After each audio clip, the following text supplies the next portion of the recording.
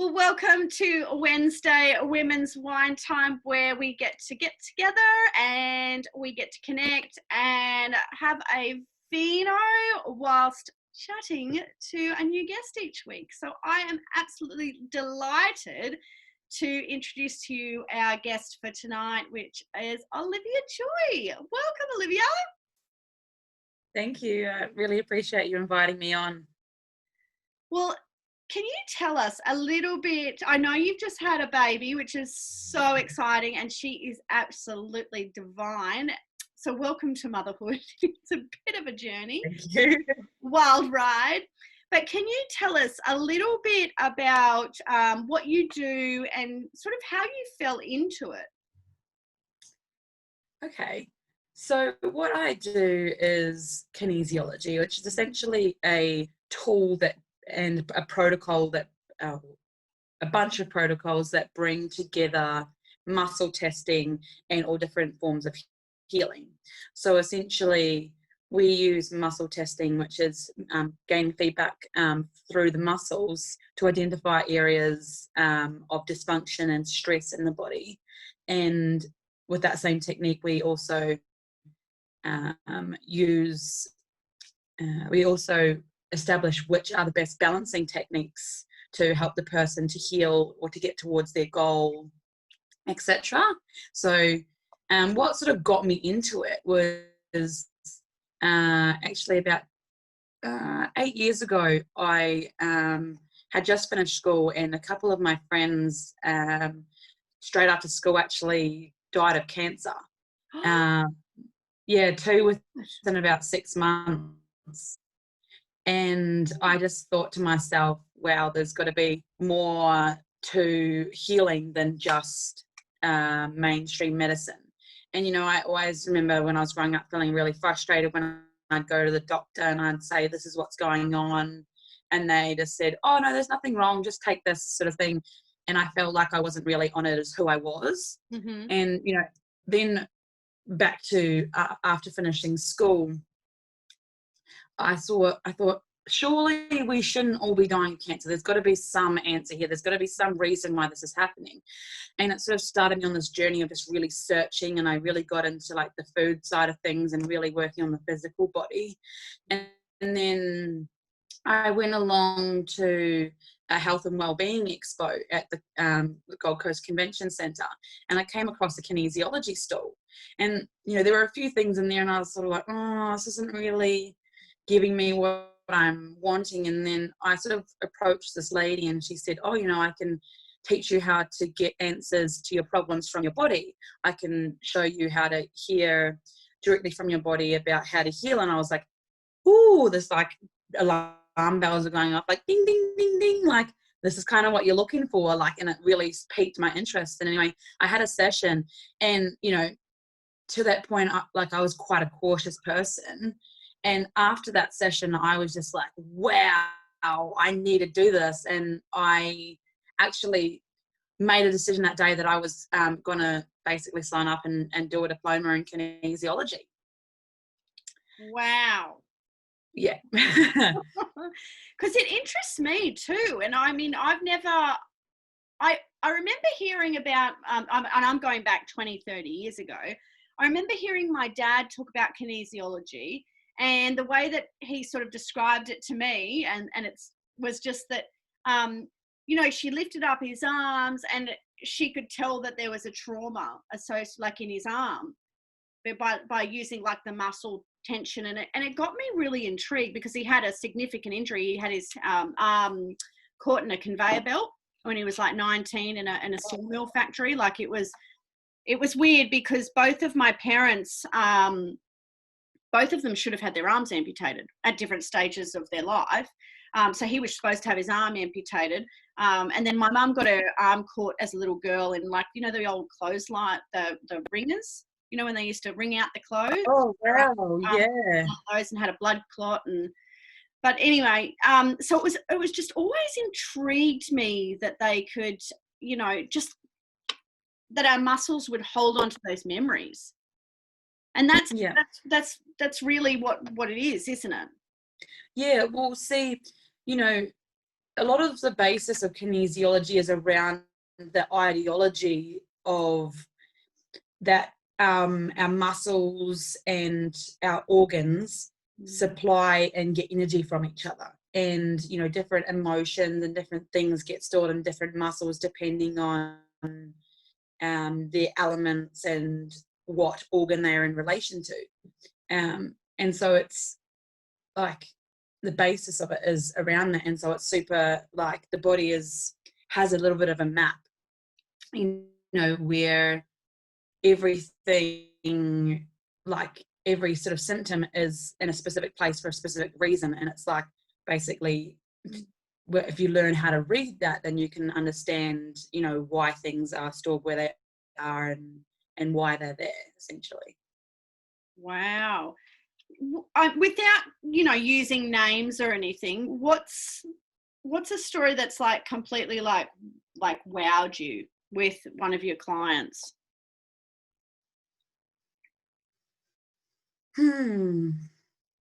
I think probably the one that sticks out to me the most is I worked with someone who had basically been in a sort of a war situation, and had to, like, ended up having to defend himself or herself, and basically, like, ended up, someone died because of it, and that created like this huge trauma, and like just the extent of that, and how that person's heart hurt extremely badly. And so, like, all the muscles that received energy flow to those muscles were always in pain. And I remember doing a session with this person, and they kind of just humored me, like, it was right at the beginning when I was practicing, and just the look of utter, like, surprise and shock on their face when I did some work, and suddenly those muscles weren't in pain anymore. They were like, what? These muscles have been in pain for 15 years. And I think that was one of the coolest things I've ever seen, is that, like, there was nothing, like, if you went to a physio, they'd go, oh, there's nothing wrong with your muscle. If you went to a doctor, there was nothing wrong. Or, if you went to a surgeon, they'd say there's nothing wrong with those muscles. But the shock and the emotional pain was no longer in the head. It was stored in the muscles. It was like the muscles sort of were like, okay, this is too painful for you, let me just put that there as a pain, and you can deal with that later, sort of thing. And yeah, so it was phenomenal to see someone with it was just one session. Wow. Over one session, they just went from, being in pain for 15 years, they're just so used to it. And then suddenly they're like, yeah, no pain at all. Was pretty special. That's incredible. Incredible. I remember when, I've had a couple of sessions with you, and I remember one of the huge things that I felt was that I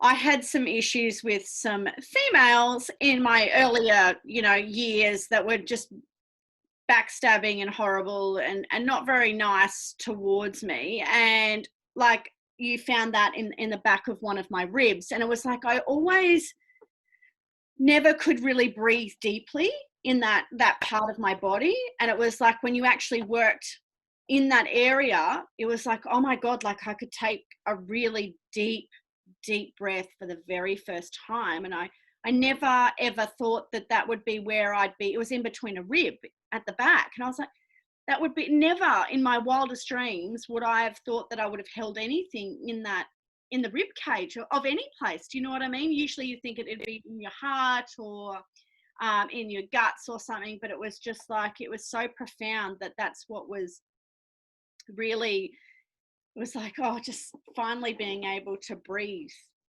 freely. And that was when I started, because I'd never had kinesiology before. I'd always been intrigued by it, but after I had that, I was like, wow, this is pretty incredible. And so it's always really intrigued me.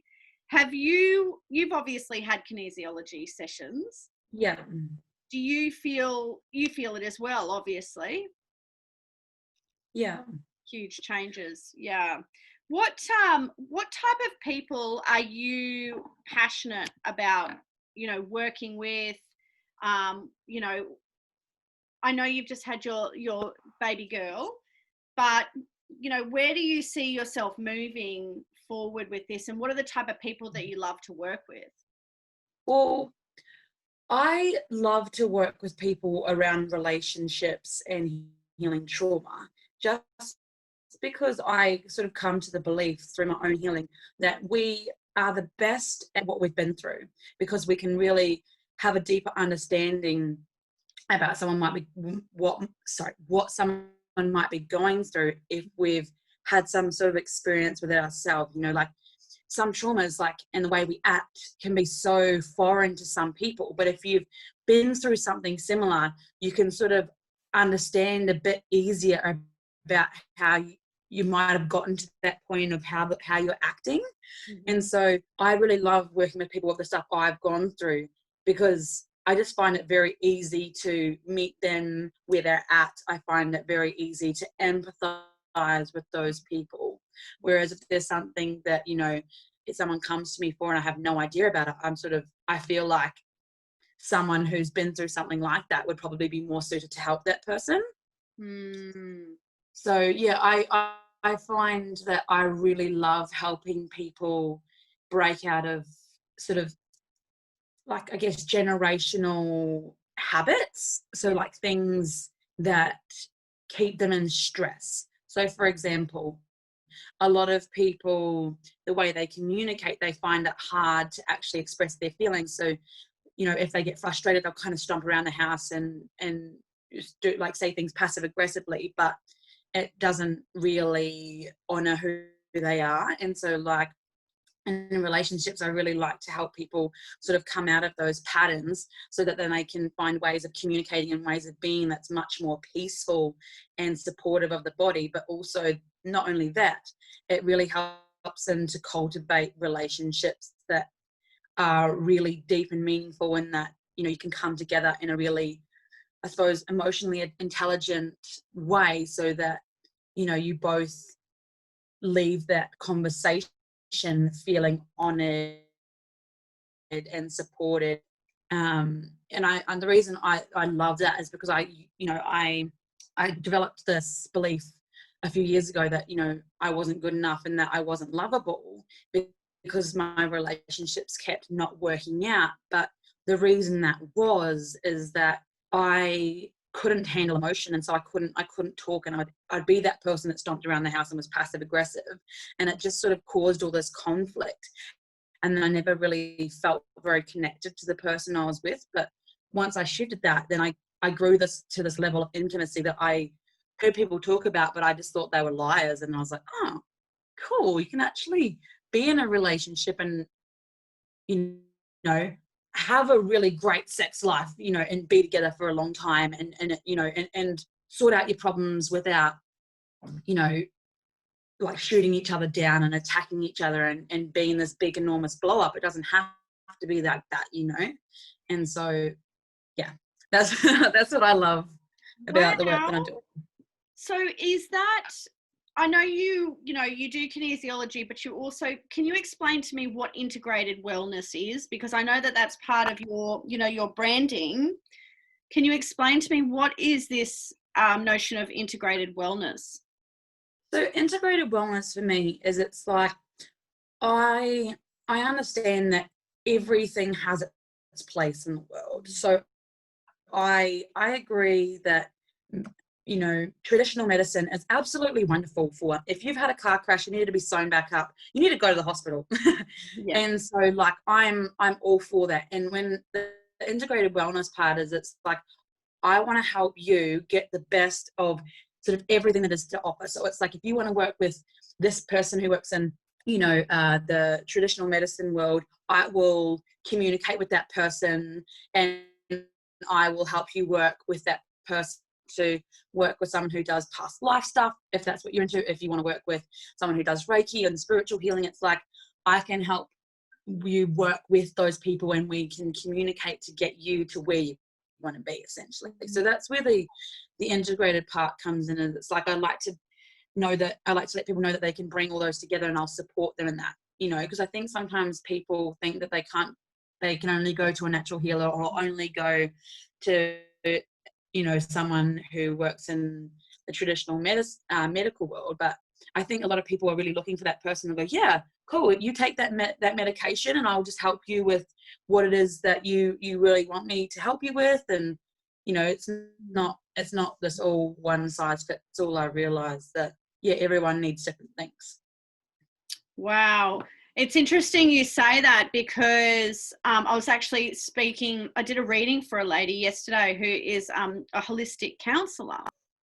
And we were having a chat after the reading about, what she does, and, having more of a holistic approach to, wellness, emotionally and physically and spiritually and mentally. And it was very interesting, some of the things that she raised. And I think that's, for many of us, that's where we sort of need to head. It's not like, especially with mental illness, and I've been exposed to lots of mental illness in my lifetime. It's not like you can just take a pill and then everything's okay. That's a band-aid. And I think that for many of us, it's about digging a bit deeper and understanding things from a different perspective. And when I was chatting to her yesterday about people with quite severe mental health issues, schizophrenia and bipolar, she was, one of her arguments was that they are so, they're so spiritual that they just don't know how to protect themselves, and they don't know how to filter the information properly. Yeah. And so, yeah, I think that this is an incredible thing you're talking about, and I see your Facebook posts and the things that you're doing, and it's beautiful, particularly about the relationship side of things. I think is just absolutely incredible. I mean, this is obviously formed from the relationships that you've had, but I think it's for everybody, with,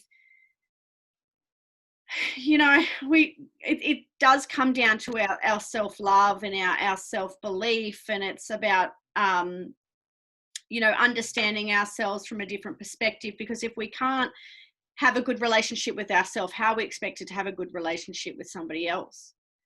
So yeah, I just think it's absolutely incredible.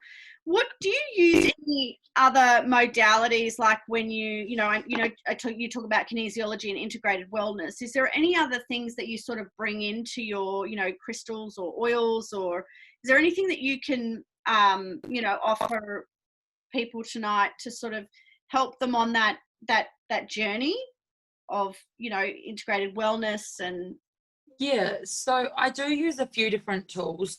I'm sort of, when I first started, I thought, oh, this is the be all end all, and then I've sort of expanded that ideology because I realized that it's not. And so I think that I see it now as more of a tool a person needs. And so I've learned about 400 different techniques over my diploma. Wow. And I'm continually learning new things. So at the moment I'm learning havening, which is a touch technique for I think it's the proprioceptive sites in the body to help release trauma out of those areas, and that's using physical touch.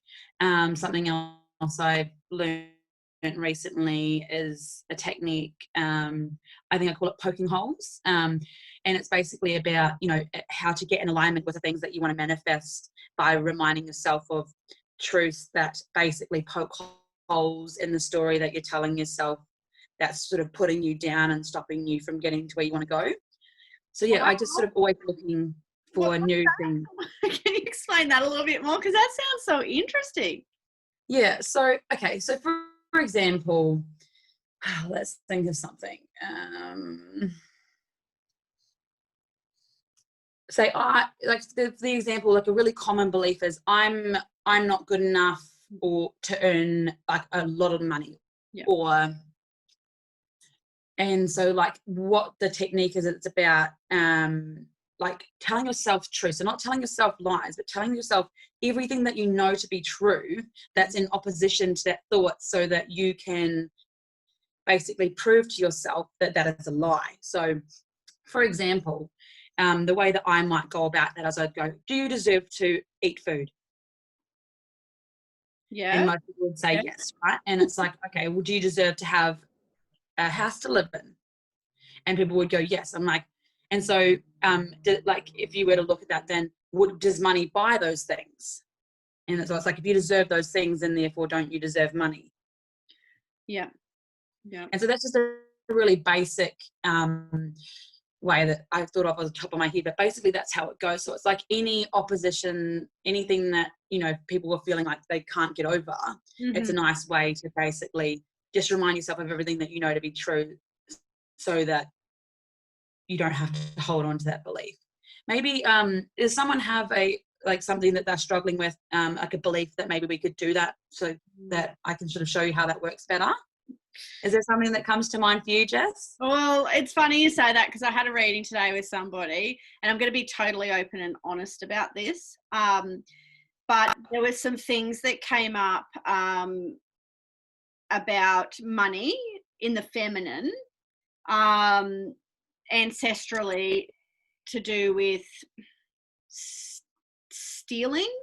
And I won't disclose like all of it, but it was just that, you know, my grandmother used to steal certain things. And it's like I've always had this almost like a blockage with, and I think many women do, particularly those in the spiritual, you know, in this, you know, in the heart-centered, you know, industry, is we have this real problem with receiving and being entitled to money. And so yeah, it was this really big thing today that it hadn't actually hit me. But you know, there was an issue with, you know, ancestors, you know, stealing, and that's not completely not who I am. But Yeah. do you know what I mean? It's like that's obviously, you know, when we go down our feminine and our lineage, you know, our mums had us in their womb, and their mums had our eggs in their womb, and so it does filter down. And I think for many women, that they carry this sense of, you know, particularly, you know, the 50s housewife, where women weren't meant to earn money. They would sit at home and be pretty and make sure the house was clean. And I think that that's infiltrated into a lot of our society. And it's like many of us are sitting here and we've got our own businesses and we're doing these incredible things, and we have this huge issue with not only like money, but receiving money. So yeah, I think that that's probably, I know it's not just me. I know there's many people out there, particularly, you know, in this heart-centered, soul-driven space. Yeah. Yeah. So would you say that, you know, like you felt like you'd attach this sort of negative sort of energy with money? Yep. Yeah. Like it was almost like and not consciously, like I'm still delving deeper down into that, but it's almost like it's are you worthy of receiving that, in the sense that, you know, I guess if we look back, it was always you know, you were stealing the jobs from the men. Do you know what I mean? Yeah. Yeah. So I don't know. It's a big one, and I think it's a big one for so many women. So what I hear you saying underneath that is, it's like, I'm a bad person if I steal the job from a man. Yeah. Yeah. Right. But if we were to look at that, right, and we were to say truths, right? Say if you know, there were you and another woman, and you got a job over another woman because they thought that you were fabulous and that, you know, she didn't have qualifications but you did, would you think that you were a bad person for getting a job over her? No, not initially. But I would question my worthiness. But you know, like if we were to look at, so it's about, you know, what's I'm trying to say, exposing it as a lie. So it's like I've totally forgotten what we established the belief was.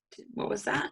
So it was about like sort of stealing and about whether Like, women bad. are entitled to receive, you know.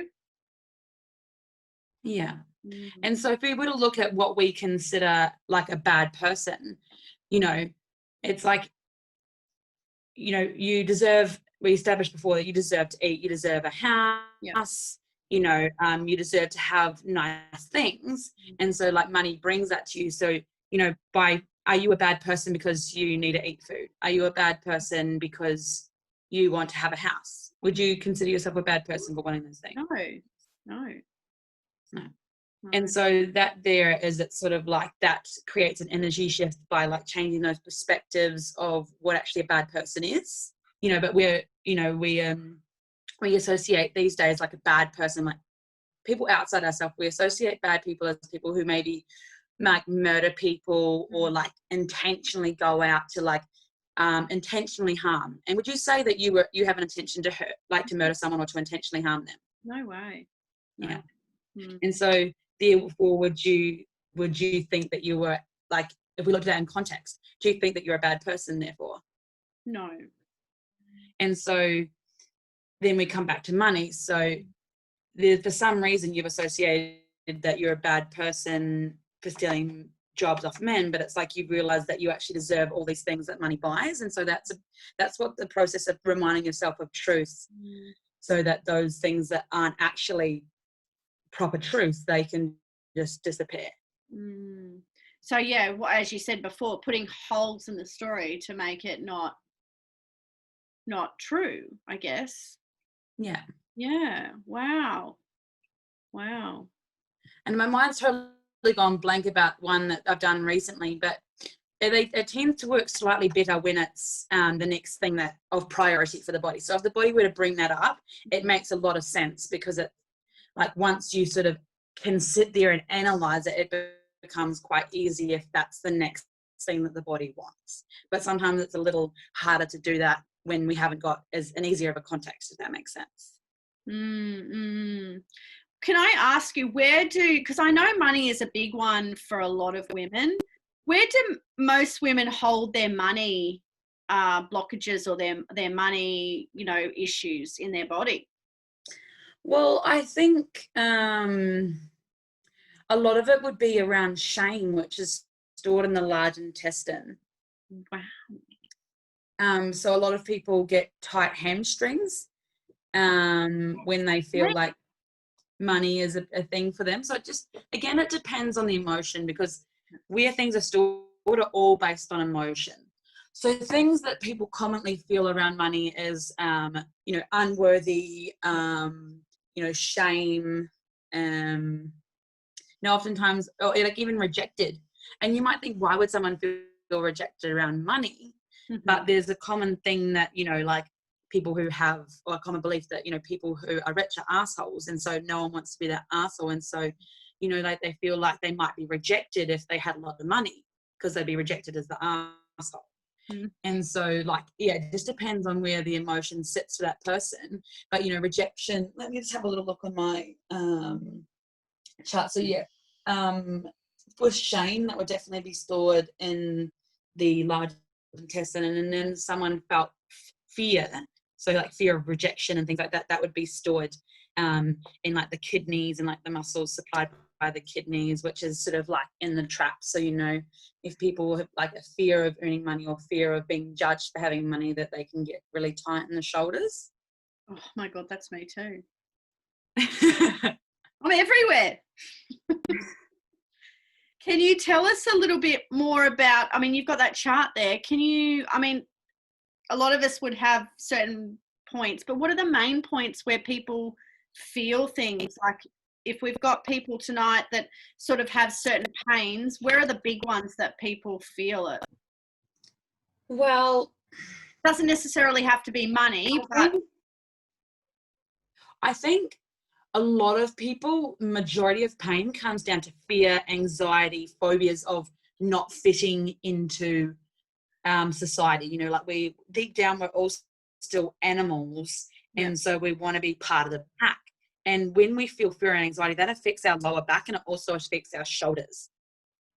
Because fear and anxiety fits in the water element and the kidney, bladder, like areas of the body. So when we suffer from like extreme anxiety and fears and things like that, that affects the muscles that those organs supply energy to. And so we have this muscle called the psoas, which goes from the back of our lower back to the front of our hips. And so and that's directly gets its energy from the kidneys. So when we feel fear and anxiety, it can sort of cause those muscles to become weakened, and so they don't support our lower back the way that they should. And so a lot of people then therefore get lower back pain and hip pain.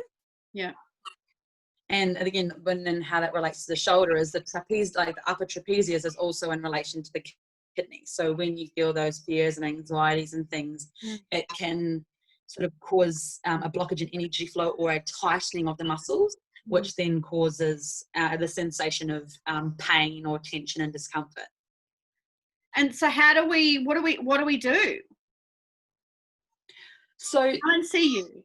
some things that you can tangibly do right now in relation to those things is there's actually a point just above the belly button. So it's 2 centimeters up from the belly and 2 centimeters out. There's lymphatic point which you can massage, which helps to reduce that stress on the particular organ and restore energy flow to that muscle. And so that's a nice way of easing lower back pain in relation to anxiety, but it's also a nice way that you can relax the trapezius and the shoulders as well. So what do we do? Massage it? Yeah, so you press, like you relax your belly, your ab muscles, and then so you're 2 centimeters up from the belly button, 2 centimeters out each side. You press in, and it should feel a little tender in there, and you just massage that for about 30 seconds, and that helps to just release some of the tension on those two muscles.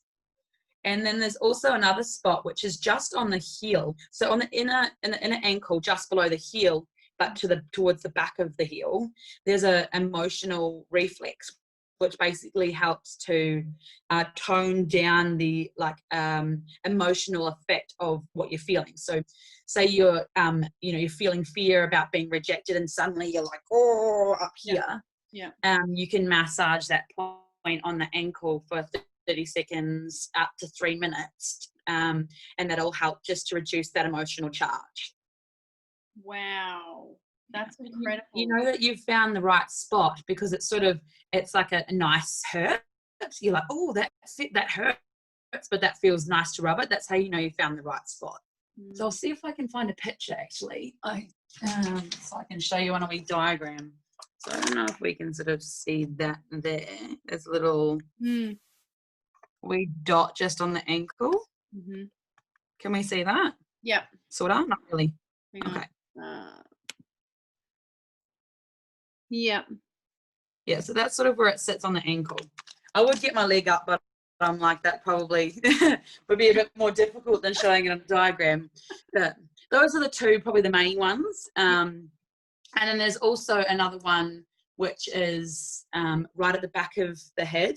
So I'm just going to show you. So right here is sort of just above where the neck ends. There's a nice point, which is basically what we call a neurovascular point, which basically sends blood and energy flow. Again, it's another energy flow point to the kidneys to restore energy flow to the muscles.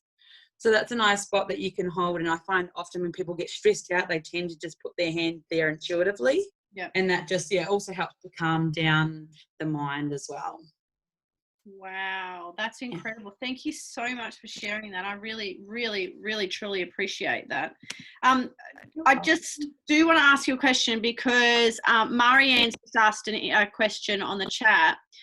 She said, so interesting, Olivia. I love listening to this. I have to leave soon, but wondering, do you offer online services? Yes. Yeah. So I can do kinesiology online, and that's something over COVID that I've actually sort of expanded to do.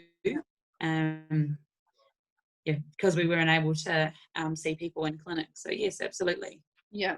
Can you tell us, just because, are you able to type in the chat box just where she can find you?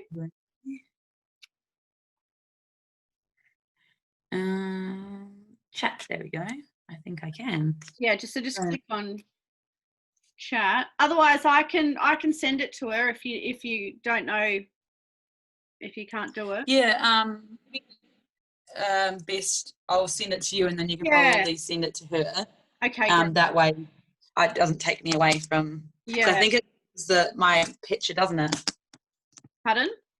I think it closes my video when I go on it, doesn't it? No, I think it's okay. But Marianne, I'll definitely let you know, because I know there's other people on here too that want some more details as well. Where are you working, like, physically out from at the moment? So I'm physically working from my house in Southport at the moment, just so I don't have to carry all my things to the centre. But my house is only about 1.5 kilometres from the centre, so just on High Street in Southport. Okay, so when Olivia says the centre, she means the Gold Coast Spiritual Centre. Sorry, I should have elaborated. Because some people won't know, what that means. And what do you have any offerings, or like, do you do like what do you do? Can you explain what you do in your sessions, just to give people an idea? So each session usually goes for an hour to 1.5 hours, depending on the person's preference. I usually like to work with people for, say, like a 3 month period to, say, a year to 1.5 years, just depending on what they've got going on. So if there's like a lot of deep trauma, oftentimes I recommend people start with, say, like coming to me every couple of weeks for, say, 3 months, and then we sort of like look at, how they've progressed, because depending on how early the trauma started depends on how much sort of rewriting has to go on. Because if you've got trauma that comes like from childhood, there's all of your beliefs and all of your coping mechanisms and all of how you've structured your life has basically as a result of that. And so if you take a bit of programming out that has, or like you do some healing on some trauma, it can sort of leave a gap that needs to sort of be filled, so that you don't sort of go into a bit of a crisis. The reason I say that is because I had a bit of trauma that I cleared from childhood, and I ended up having a meltdown the next week later, because it's like suddenly I had these emotions come up that I'd never felt before, and I didn't know how to process them, and I was like, what's going on? And it was sort of like I got told, like sometimes that happens because it's like you never experienced that before, so it's almost like being a toddler, and it's this big new thing and it's scary. So yes, some people that it looks like a longer time that they'd work with me, and then some people they just come just because they want help with just like one little thing that they can't shift. And because everybody's different, aren't they? With what they've been through and their stories, and that's where my personal belief is that past life stuff is still in that cellular level too. I really do feel that, and childhood stuff as well is a big thing, and sometimes childhood stuff can really block us and prevent us from moving forward with what we want to achieve as well. And that's why I think that this is so incredibly important. And it just intrigues me with kinesiology, is that because it is that energy, that energetic, working on that and helping that. And can you tell us what I guess I just have one final question before I open it up to everyone else's questions, is I think what you're doing is incredible. I am so intrigued by kinesiology. I'd love to study it, but I was like Googling it and researching it. And I was like, oh my God, it's like, it's a really long time to study, isn't it? Yeah. Yeah. It's not like a, you know, a course you can do in a weekend. It's like a couple of years. It's like, Yeah. yeah. It's just, you know, like, well, the way that we sometimes explain it, it's like, oh, that sounds really simple. I'm going to go learn that. And then you're like, oh, this is a qualification, but like, you know, like it's a diploma, you know what I mean? And then there's an advanced diploma, which is like almost the extent of a degree, you know, like it's a 4-year course. So yeah, because where did you do your studies at? so I actually started off doing it through like a Gold Coast school, but I changed to a school in Byron called Byron Wellness Centre or something like that. But it's Kinesiology Schools Australia, run by them. Yeah. Yeah. Yeah. I think I looked at that one and I was like, wow, it's intense. Yeah. I've done way too much study to go back and study, but I just think what you do is incredible, and I'm just inspired and in awe of you. So I guess my last question for you is, what legacy would you like to leave? I mean, I know you've got a baby girl now, so what legacy do you want to leave on this earth, on this planet? Well, I think the legacy I want to leave is that, you know, like any type of change is possible, you know, like we can go through all of these things, but I guess what I want to leave people is that, you know, no matter what you go through and no matter how much pain you go through, there is a way to feel restored. There's a way to come back to your childlike joy. And I guess that's what I just want people to believe that is even possible, you know. I just feel like there's so many people out there that think that, you know, like change is so difficult and painful. And I just want to change that perspective that, you know, like it can be fun and rewarding and inspirational and life affirming, and, you know, like you can feel fantastic, you know, like after, you know, like you do these things, and, you know, it can even feel life affirming as you're going through the process rather than it being painful. Yeah. Does that answer the question? Yeah, that's beautiful. But yeah, definitely. Yeah, because it's, you know, not only when, you know, when you work on things and you smash through some really big blocks or some lineage stuff, I just think that that's a beautiful thing to leave, you know, your future generations, you know, healing stuff in your lifetime that you don't have to pass down. Do you know what I mean? Yeah. Yeah. It's nice to know that we can pave a way to something different, and that, you know, like we don't have to, just because we've got these things in our genetics and like, oh, you know, we have this genetic disorder, doesn't mean that we have to accept that's always going to be in our lineage. You know, like we can heal emotional stuff, we can heal stuff at a cellular level just by doing the work with our energy, you know what I mean? Yeah. And because, you know, I've done some work with people who, you know, who've done kinesiology for many, many, many years, and they've seen, you know, like a family member, you know, and every other member in that family getting this disease, and then it's like through their work they've never manifested that disease, you know. And so it just goes to show that, you know, like if you do commit, you know, to healing, that you can play a role in whether or not you actually get something you're supposed to get, you know what I mean? Yeah. Wow. That's incredible. Yeah.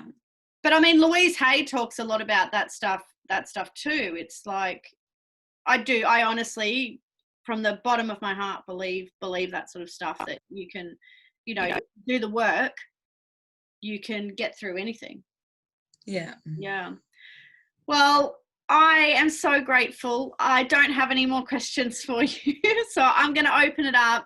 If anybody has any questions, feel free to ask Olivia now, or forever hold your peace.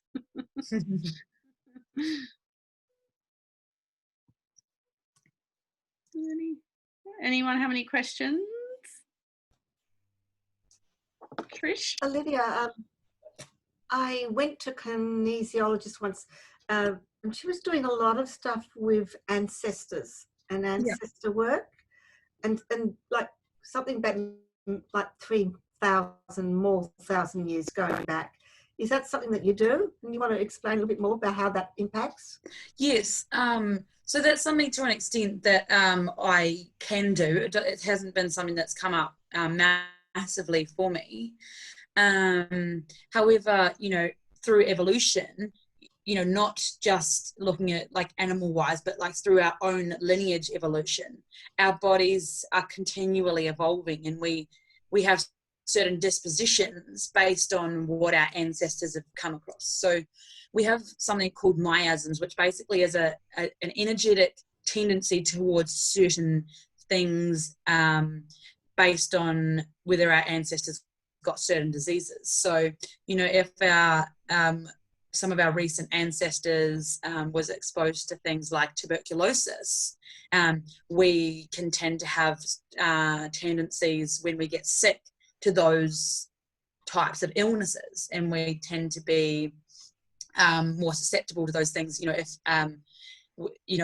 some of our ancestors got really sick from those things, and that's something actually we look to balance out, and how we can actually support the energy systems of the body to basically no longer be carrying that energy pattern where you'd always get sick when the body sort of remembered through genetics about tuberculosis, if that makes sense. Interesting. Thank you. You're welcome. Does that answer your question? Yeah, it was something I found rather fascinating when I was talking to this kinesiologist, and the short session I had. It was quite interesting. It sounds like you went very deep really quickly. Yeah, I think so. We did. We went very deep very quickly. Yeah. And what did you find of benefit to doing that? I'm not sure. I was a bit bewildered. Yeah. It took a lot of processing. Yeah. And actually, you saying that sort of reminds me is that there's actually a couple of different types of kinesiology. What I do is, a really hands-on technique, whereas some people, they basically just muscle test themselves, whereas I muscle test the individual person. And so I think something to remember about kinesiology is that, if you want to work with a kinesiologist in the future, it's good to work out how they work, because that's going to depend on what result you're going to get from kinesiology. The work that I do is quite focused on really pinpointing emotions and really like having a conscious connection to what's going on internally, because the school I study at is all about personal empowerment, helping give people their power back, connecting to their bodies, whereas some forms of kinesiology about you just go to someone like they're a doctor and they do this and that, and then you kind of don't necessarily know what's going on. She was doing a lot of muscle testing and questions. Yeah. Sounds like she's doing something pretty similar to the way I work then. Yeah. Questions and muscle testing. It was around my breast cancer. So we were exploring where, and because there are some people that say, when I talk about breast cancer, I talk about lost my son, they say that was the origin of my breast cancer. And I was exploring that. Yeah.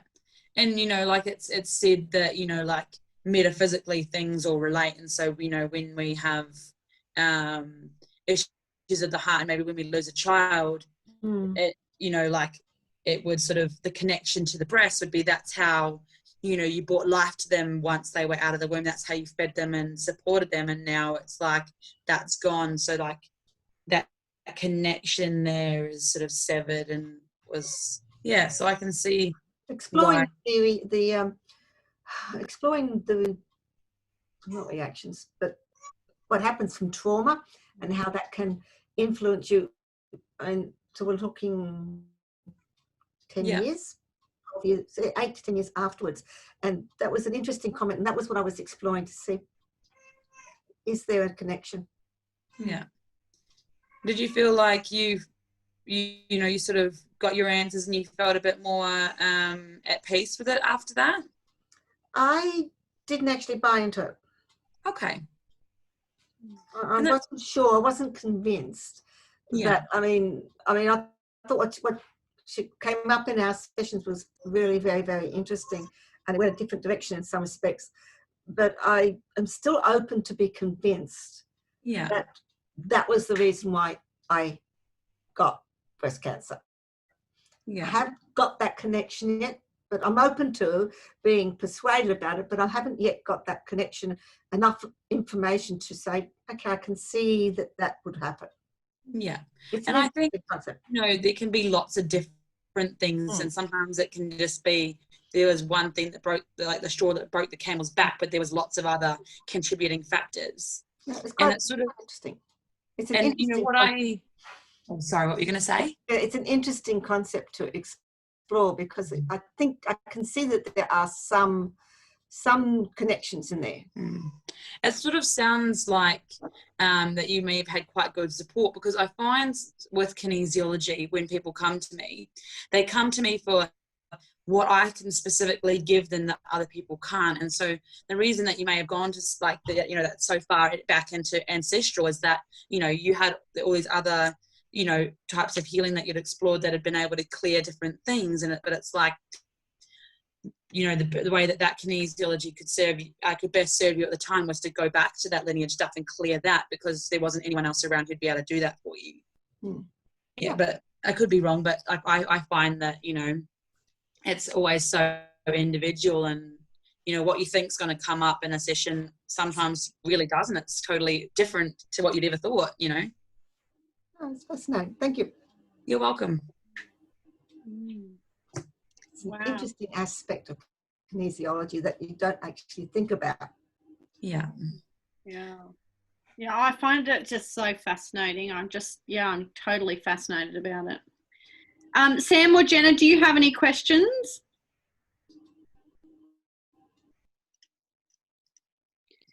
No, very informative though. Very interesting. I'm glad you guys found it informative. Yeah, I've had heaps of messages on my messenger, and that's why I keep looking at my phone. They're like, oh, wow. I think some people are having some issues with the connection. So, and I know there are a few people that are really interested in watching the replay, so I will post the replay straight after this. But Olivia, thank you so much. Honestly, thank you so much for being on tonight. We really, really, really appreciate it. And I will, if you would like Olivia's details, just get in touch, just PM me, and I will be able to forward those on to you. She is very gentle, she's very patient, and what she does is beautiful. So if you do want to reach out and work with her, I can provide you the details after this. Thank you so much. Honestly, we'll have you back. That was so informative. I've really enjoyed that, and you've answered heaps of my questions. Thank you. It was really like quite an honour to come and just be able to share information tonight, and even if I've been able to give people a little bit of information that helps them on their journey, then I feel really happy to have done that. So thanks so much for having me on. You're very welcome. Thank you. You're welcome. Okay, everybody, thank you so much for tuning in to Wednesday Women's Wine Time. If you would like more information, or you would like to watch some other episodes of Women's Wine Time, www.jesssermak.com. Until next week, I should say, is the beautiful Christina. She's our return guest next week. I had a lot of people say, please, please, please, please get her back. She's all about manifesting, about mindset, about tuning into your goals and doing what you need to do to achieve your goals. She's my beautiful, I do sometimes call her my stepmom. She is my ex-stepmom, but I love her all the same. So you won't want to miss next week. She is incredible. Okay, until next week, guys. Take care. Love, light, and blessings. Ta-ta. Thank you. Bye. Bye.